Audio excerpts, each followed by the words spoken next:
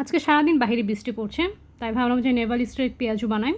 আমি এখানে মসুর ডালটা খুবই অল্প পরিমাণে দিয়েছি। আর এই আরেকটা যে ডালটার নাম আমি ভুলে গেছি, আমার কাছে জেনে আপনাদেরকে জানাবো। নেভালের পেঁয়াজু আমার সবথেকে বেশি পছন্দ, সাথে ওদের কাঁকড়াটাও। সো আমি বাসাও মাঝে মধ্যে এভাবে বানিয়ে খাই। আমি জানি না যে এটা ওদের প্রপার রেসিপি কিনা, বাট আমি এভাবে বানিয়ে খাই, কিছুটা হলেও আমি নেভালের পেঁয়াজুর টেস্ট পাই আর কি। তাই আমি ফার্স্টে ডালগুলো ব্লেন্ডার করে নিয়েছি। আমি পুরো মিহি করবো না, একটু আস্তে আস্তে রাখবো। কাঁচামরিচ কুচি, পেঁয়াজ কুচি, আদা রসুন বাটা, জিরা আর ধনিয়া গুঁড়া, গরম মশলা গুঁড়া, হলুদ আর লবণ দিয়ে মেখে নিব। এরপর যখন তেল গরম হবে তখন আমি ছোটো ছোটো করে পেঁয়াজুটা তেলের মধ্যে ছেড়ে দিব। চুলার আঁচ কিন্তু একদম লো ফ্লেমে রাখতে হবে। লো ফ্লেমে ভাজলেই কিন্তু পেঁয়াজগুলো অনেক মচমচে হয়। আমার পেঁয়াজু অনেক পছন্দ, কিন্তু আমার বাইরের পেঁয়াজু একদমই ভালো লাগে না, তাই আমি বাসায় বানিয়ে খাই।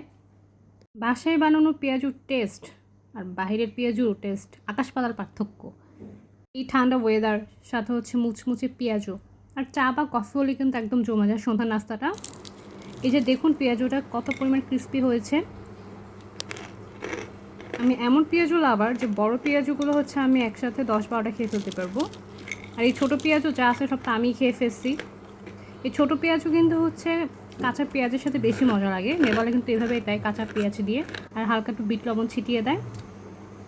তো এই ছিল সন্ধ্যার নাস্তা। আল্লাহ হাফেজ, টাটা।